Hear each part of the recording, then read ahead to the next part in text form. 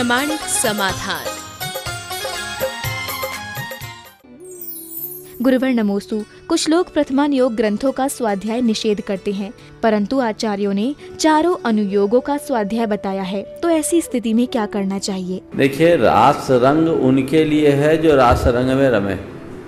जिनका अंतरंग जग गया तो ये रास रंग उनके जीवन में एक नई तरंग प्रकट करता है। वस्तुतः पुराण ग्रंथों को आप केवल एक पुराण की भांति मत पढ़िए, उन महापुरुषों के जीवन दर्शन को समझने की कोशिश कीजिए।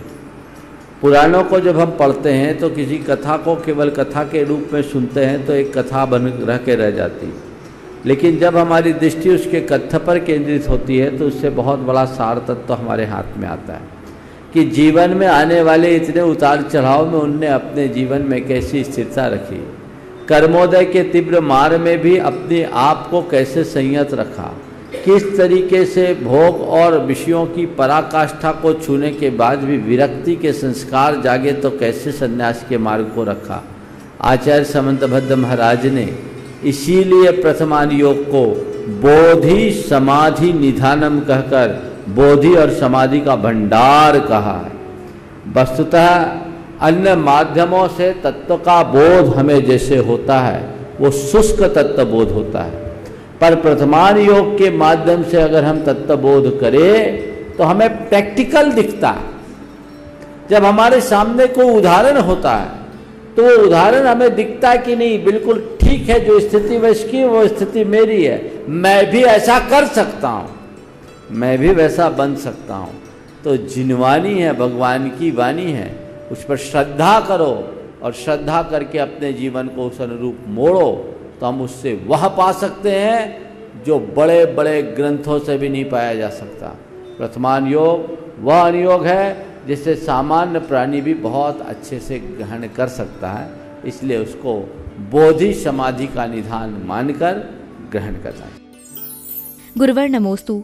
मानव जीवन में आध्यात्मिक और भौतिकता दो पक्ष होते हैं। आध्यात्मिकता परम उपाध्याय है, परंतु व्यवहारिकता में भौतिकता की उपेक्षा नहीं कर सकते हैं, तो जीवन जीने का ढंग कैसे सीखें? देखिए, एक है भौतिकता और एक है भौतिक दृष्टि, दोनों में अंतर है। भौतिक संसाधनों का आलम्बन लेना कतई बुरा नहीं है। हम साधुजन भी भौतिक साधनों का उपयोग करते हैं। अगर हम भोजन करते हैं तो वो भी एक भौतिक साधन का आलम्बन है जो शरीर को चलाने के लिए अपनी अपनी सुविधानुरूप कोई कम कोई अधिक लेता है, लेकिन प्रश्न साधनों के आलंबन का नहीं है, प्रश्न दृष्टि का है। जो व्यक्ति साधन को ही साध्य मान लेते हैं, उन्हें उपादेय मान लेते हैं, जिनकी दृष्टि पूरी तरह भौतिकता से ग्रसित होती है, वे अपने जीवन में कभी भी आध्यात्मिकता को उद्घाटित नहीं कर सकते। और जिनके हृदय में आध्यात्मिक दृष्टि प्रकट हो जाती है, वे कदाचित भौतिक संसाधनों का आलंबन भी लें तो उनके प्रति हे बुद्धि होती है, वो उन्हें अपनाते हैं पर उसमें रचते पचते नहीं हैं। जीवन में बहुत सारे ऐसे कर्म होते हैं जिसे मनुष्य अपनी मजबूरी वश करता है, अंदर से उसकी स्वीकृति नहीं होती। आध्यात्मिक दृष्टि संपन्न व्यक्ति के जीवन में यही सबसे बड़ी बात होती है। तो हम जितना बने लक्ष्य यही रखें कि ये केवल साधन है, अंतर है। आप भी भोजन करते हैं, एक सामान्य व्यक्ति भी भोजन करता है और हम साधु भी भोजन करते हैं। अगर भोजन की दृष्टि से देखा जाए तो दोनों एक प्रकार का आलंबन ले रहे हैं, बल्कि ये हो सकता है कि आप अपने भोजन के प्रति उतने जागरूक न हों, पर हम साधु लोग अपने भोजन के प्रति पूरी तरह जागरूक रहते हैं। इस बात का ख्याल रखते हैं कि क्या हमारे स्वास्थ्य के अनुकूल है और क्या नहीं है। सामान्य व्यक्ति अपने स्वास्थ्य के प्रतिकूल भी भोजन ले लेता है, डायबिटिक होने के बाद भी जलेबी खा लेता है, होता है ना। लेकिन अंतर क्या है? दृष्टिकोण का अंतर है। क्या अंतर है? वो सामने वाला खाने के लिए जी रहा है और हम जीने के लिए खा रहे हैं, इतना अंतर। हम भोजन इसलिए ले रहे हैं कि शरीर की गाड़ी को चलाने के लिए ईंधन डालना जरूरी है। अगर हम भोजन करेंगे तो भजन कर पाएंगे, और वो भोजन केवल भोजन के लिए कर रहा है। तो सवाल इस बात का नहीं कि हम भौतिक साधनों का कितना आलंबन ले रहे हैं, सवाल इस बात का है कि हमारी दृष्टि में क्या है। गुरुवर नमोस्तु। परोपकार और स्व उपकार में क्या संबंध है और क्या परोपकार स्व उपकार में साधक या बाधक है? परोपकार और स्वोपकार में आपने संबंध पूछा है। देखिए, पर के उपकार को परोपकार कहते हैं और स्व के उपकार को स्वोपकार कहते हैं। जहाँ तक स्वोपकार और परोपकार का सवाल है तो परोपकार तभी परोपकार होगा जब उसमें स्व उपकार जुड़ा, क्योंकि हम पर का जो उपकार करते हैं वो अपने हित के लिए करते हैं। अनुग्रहार्थम स्वस्याति सर्गोदानम, हमारे यहाँ परस्परोपग्रहो जीवानम कहा है। तो परोपकार हम करते हैं तो इसका मतलब ये नहीं कि उसमें स्वोपकार नहीं होता, परोपकार में स्वोपकार होता है। लेकिन जब हम स्वोपकार करते हैं तो स्वोपकार भी दो तरीके से लोग करते हैं। एक स्वोपकार करते हैं अपनी स्वार्थ सिद्धि के लिए और एक स्वोपकार करते हैं औरों के हितों की रक्षा करते हुए। जो व्यक्ति अपने उपकार या अपने हित के लिए औरों के हितों में बाधक बनते हैं वे घोर निकृष्ट कर्म करते हैं। लेकिन जो अपने हितों की पूर्ति करते हुए औरों के हितों में बाधा नहीं बनते वो एक प्रशंसनीय कृत्य करते हैं। तो हम स्वोपकार करें, अपना मतलब साधें, कोई कठिनाई नहीं, कोई बुराई नहीं, बशर्ते मेरे हितों की पूर्ति में किसी गैर के हितों में बाधा उपस्थित ना हो। यदि इतनी मर्यादा हम बना करके चलेंगे तो तय मान करके चलिएगा हम अपने जीवन को आगे बढ़ा सकेंगे। आध्यात्मिक क्षेत्र में साधु संत उनके द्वारा प्रकट रूप में परोपकार सीधा सीधा नहीं दिखता। एक आत्म साधक अपनी आत्मा में डूबा है, इसमें परोपकार सीधा सीधा नहीं दिख रहा है, लेकिन वह स्व उपकार कर रहा है, अपनी आत्मा के हित को साध रहा है और उसकी उस आत्महित सिद्धि में किसी का कोई बिगाड़ नहीं हो रहा है। तो ये स्वोपकार मनुष्य के जीवन के चरम उत्थान का कारण है और हमें ऐसा स्वोपकार करना चाहिए। हमारे आचार्यों ने कहा है, आद हिदम कादब्बम जम सक्कई पर हिदम चकादब्बम आद हिद पर हिदादो आद हिदम सुट्ठु कादब्बम। अपनी आत्मा का हित करना चाहिए, जितना बन सके औरों का भी हित करना चाहिए, लेकिन जब कभी भी चुनाव का मौका हो आत्मा के हित और औरों के हित के मध्य में तो अपनी आत्मा का हित अच्छे से कर लेना चाहिए। गुरुवर नमोस्तु। पैर हमारे शरीर का महत्वपूर्ण अंग है, उसके बिना हम अधूरे हैं, परंतु पैर गलती से किसी के लग जाए तो वह अपमानित महसूस करता है। तो ऐसा क्यों होता है? पैर हमारे शरीर का एक महत्वपूर्ण अंग है, उसके बिना हम खड़े नहीं हो सकते, चल नहीं सकते। पर हमारा पैर धोखे से किसी को लग जाए तो उसे सामने वाला अपना अपमान समझता है, अपमानित महसूस करता है। ऐसा क्यों? दूसरी तरफ देखिए तो हम किसी की वंदना करने जाते हैं तो चरण छूते हैं, तो चरण छूना, चरण को ढोक लगना अलग चीज़ है और चरण लगाना अलग चीज़ है। बस यही मौलिक अंतर है भावनाओं का। जब हम किसी के चरणों को छूते हैं तो उसके चरणों में झुकते हैं, वहाँ विनम्रता की अभिव्यक्ति होती है। लेकिन जब हमारे पैर किसी को लगते हैं तो एक प्रकार का ठोकर है। पैर मारना, लगाना यानी ठोकर मारना, ठोकर लगाना यानी तिरस्कार करना। जहाँ तिरस्कार की भावना वहाँ अपमान होगा ही होगा।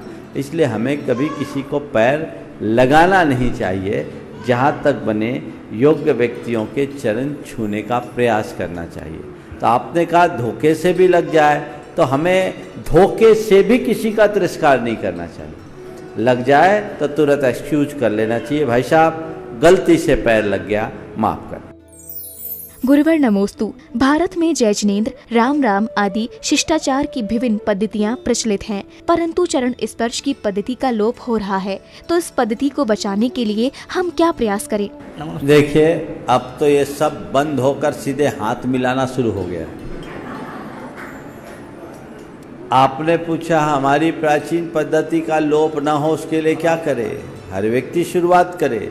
अब तो ये सब छूट गया, good morning, good evening, good afternoon हो जा, ये शुरू। और कहीं हो तो हाय और बाय आ गया। ये क्या है? ये आज की शिक्षा पद्धति का कुपरिणाम। आज के मीडिया के माध्यम से भी इसी तरह की बातें सिखाई जाती है, दिखाई जाती है।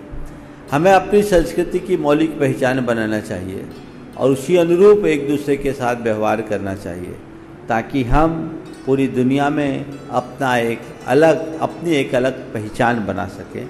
इसे हमें अपनाना चाहिए।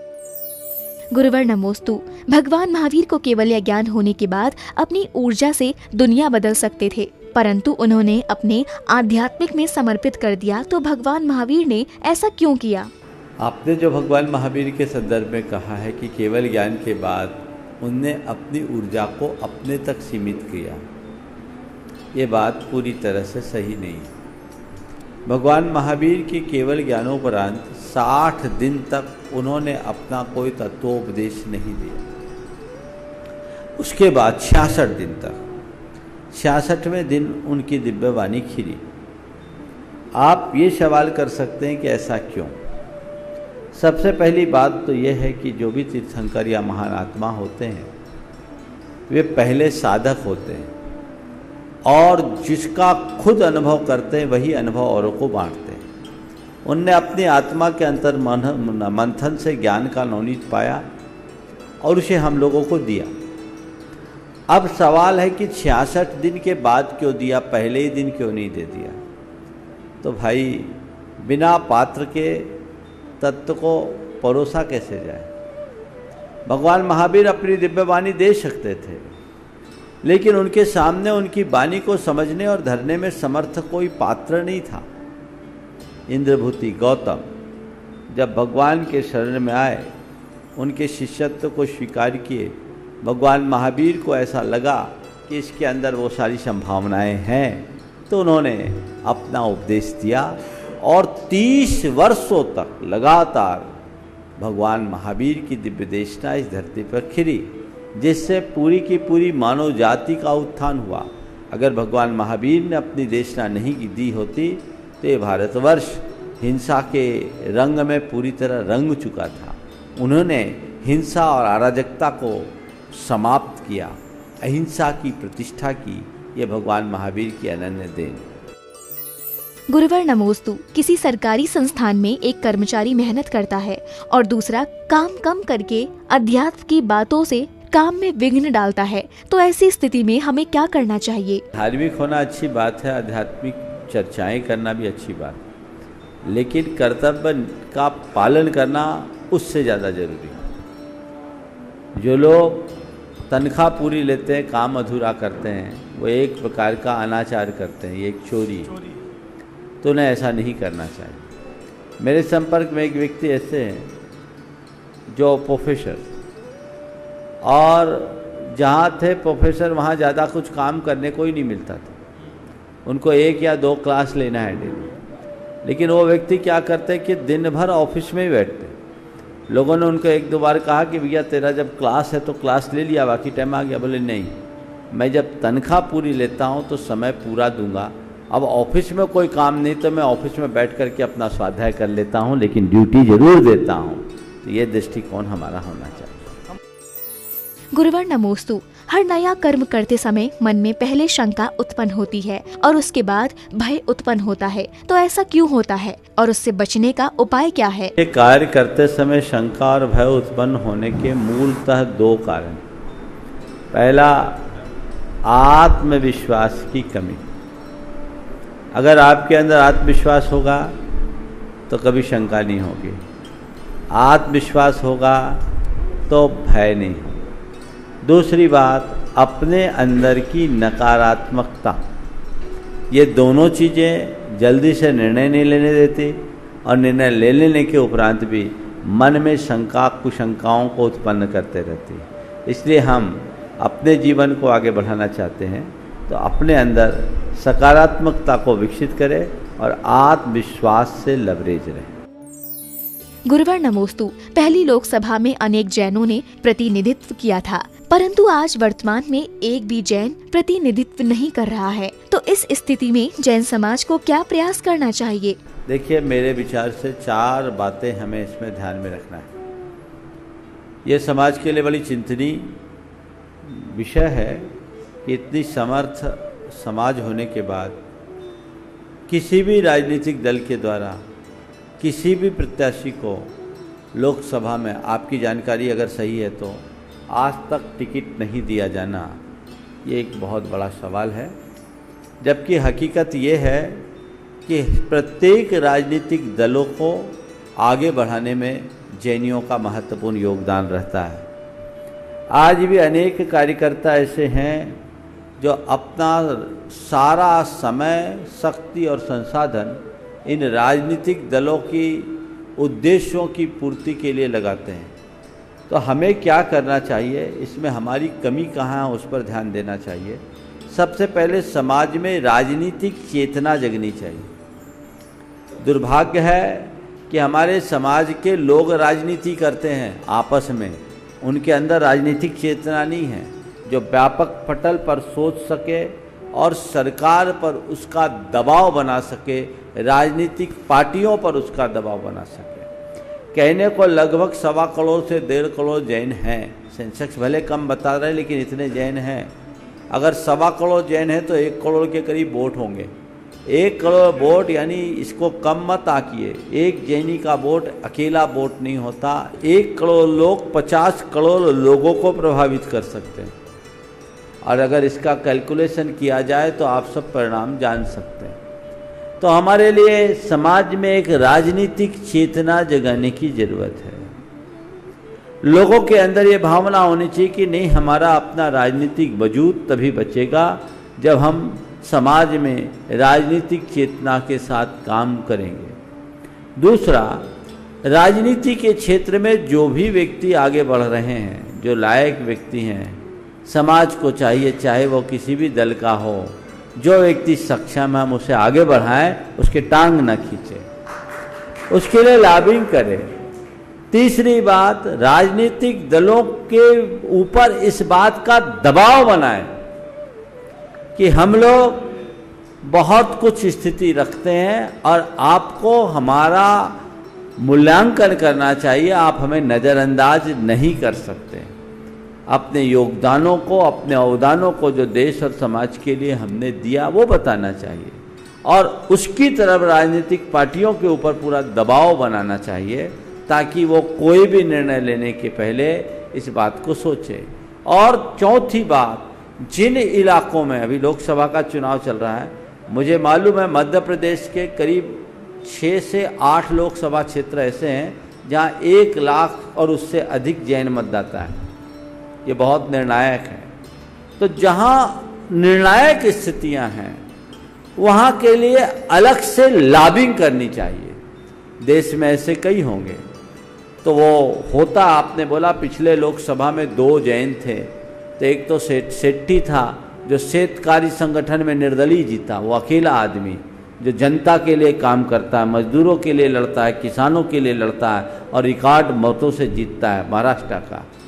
और एक दिलीप गांधी, 2 महाराष्ट्र से निकले, बाकी और कहीं से नहीं निकले। जबकि हमारे देश में ऐसे कई स्थान हैं जहाँ जैनियों की संख्या भी बहुत है। हालांकि जैनियों ने कभी जातिवादी दृष्टिकोण नहीं रखा, जैनियों ने कभी भाषाई आग्रह नहीं किया, जैनियों ने कभी क्षेत्रवाद को बढ़ावा नहीं दिया, जैनियों ने कभी प्रांत को बढ़ावा नहीं दिया, जैनियों ने हमेशा राष्ट्रीय दृष्टिकोण रखा, राष्ट्रवाद की बात की। इसलिए आज जैनियों के साथ स्थिति हो रही। समय रहते जैनियों को जागने की जरूरत है, और इस बात के लिए अब तो समय काफ़ी निकल चुका, लगभग सारी पार्टियों के निर्णय हो गए होंगे, लेकिन जो बचे हैं उनके लिए अभी भी दबाव बनाया जा सकता है, और एक शीर्ष स्तरीय पूरी की पूरी टीम को लगकर इस पर काम करना चाहिए।